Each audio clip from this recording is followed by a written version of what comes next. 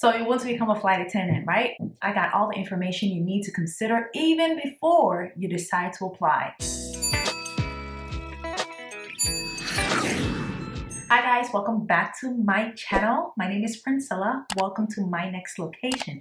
In today's video, I will be sharing with you some of the things you need to watch out for even before you decide to become a flight attendant. I'm just going to list all the things to look out for or to consider, the very basic of the basic. The first thing you need to consider if you decide to become a flight attendant is what kind of flight attendant you want to be. Whether you want to be corporate, mainline, or regional, because there's several. So that's the first step you need to take. Decide what kind of flight attendant you want to be, and then move on from there. Each type has different pros and cons, and different levels of responsibilities and scheduling options, among other things. The other thing to consider is what airline you want to apply to. So before you even decide to go looking for the job postings and stuff like that, do your research with regards to what kind of airlines you want to work for. What are your pain points, and if these airlines address your pain points or not. For example, when I was applying, I was looking for an airline company that has diverse employees, and the airline company that I ended up applying to had that. So win-win situation. In doing that research, you should consider the bases that the airline company has. So the airline company that I ended up applying to, for example, has a base at the city in which I live in, which is Seattle. So it made it very easy for me to go for them, because I know that even if right out of training I don't get assigned the SeaTac airport base and I get assigned a different base, I know there is the opportunity for me to request for a transfer to SeaTac, which is where I reside currently. The other thing to consider are flight routes. So for me, I really want to do a lot more of international travels. So the airline company that I applied to had that. They do a lot of international travels. And then the other thing also is, assuming you have to commute, for example, how many flights do they have out of where you live currently to the location which you will potentially have to commute to, or how many flights they have during the day to any location at all. The other thing to consider is the reserve schedule. The airline company that I applied to only has 6 days of reserve in a month, but with some other airlines, you might get out of training and you would be straight on reserve. That can range from a month, 2 months, 3 months, 6 months, 7 months, a year. I've seen several flight attendants that have been on reserve for over a year. So you have to consider that. What is a reserve schedule of this airline like? Is this something that I want? Because I want to get out of training and straight to flying. I do not want to get out of training and have to go on reserve. People become flight attendants for several reasons. For me, the reason was flexibility with the schedule, and then also being able to fly both domestic and international, among other things. Next is seniority. How soon can you get your seniority up? Seniority is a big deal. And seniority starts off with when you join the company, your age, and how many people are coming in after you. So if you know that that company hires once a year or once every 2 years, then you know that your seniority level will be stuck where it is for a while. But if the airline company you choose to apply to hires people throughout the year, like the one that I applied to, then you know that there is hope, or the potential for your seniority to boost up is high. And that is also highly influenced by the base that you're assigned to as well. So once you've done all your research and seen all of this, the next thing is you actually going through the application process. I do have a playlist on how to become a flight attendant in the description box below that has all my series of videos of the application process.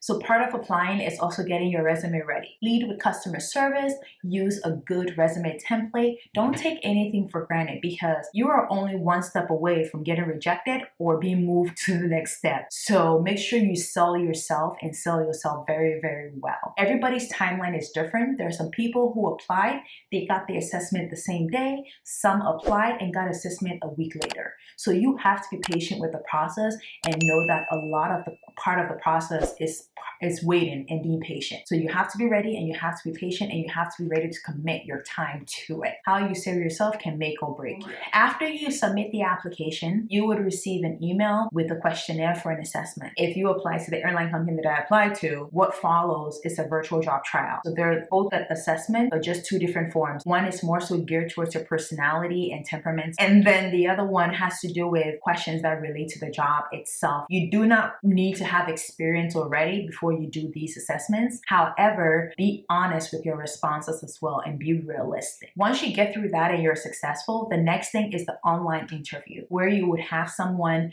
virtually have an interview with you. If you're looking for interview questions, you can check Glassdoor, Indeed, but two of the basic things that you should know is that this job is customer service based. So obviously you would have questions that relate to customer service, like what is good customer service? Also, why you want to become a flight attendant. You should know the answer to that question. If you don't, then you need to figure it out. Make sure you're looking good, you're looking refreshed, you're looking well rested. If you're going to do makeup, make it subtle, make it natural. We all want a huge glam up, but this is not the time for it. Posture is also very important. You should not be slouching. Your background is very important as well. You shouldn't have anything that distracts the person that's interviewing you. You would want their focus to be on you. So if you have things in the background that's distracting, it needs to go. Dress like you're going for a face-to-face interview because it impacts your aura, your energy, your confidence. The next thing, which is all our favorite part, is being invited in for the face-to-face interview. One thing to be mindful of is the fact that once you get that invitation for a face-to-face interview, it means they like something about you already.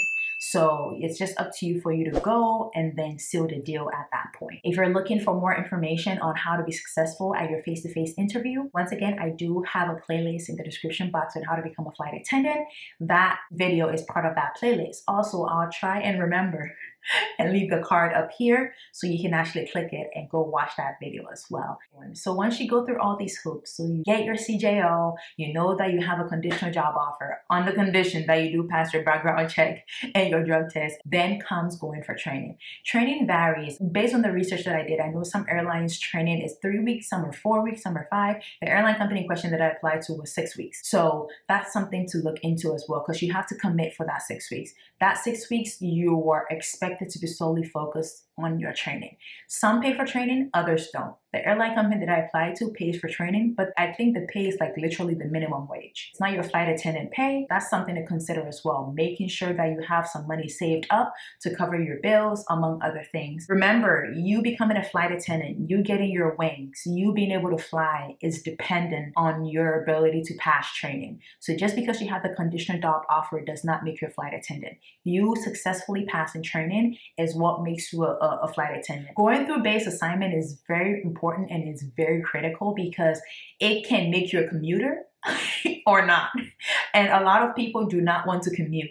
And it would determine the kind of flights you would work in the long run, the kind of schedule you might get. So it's very, very critical and it's very important that I got to go through my base selection process before I went for training. And then what happens afterwards? So once you're done with training, you've gotten the base assignment, what happens afterwards is that you do go for graduation. Like I said, you earn your wings, you become a flight attendant, and then you go for your base orientation, and then you start flying. Some airlines, though, or you earn your wings, will put you on reserve. Some airlines, you can be on reserve for months or for years. So be very, very mindful. If you want to become a flight attendant, these are the things to consider. This is what you need to know. Once again, if you're new to this channel and you haven't subscribed yet, go ahead and hit that subscribe button. Also, tap the bell next to it. That way, whenever I post a video, you get the notification first. Give this video a thumbs up and share your thoughts on today's video in the comment section below. Thank you. Bye-bye.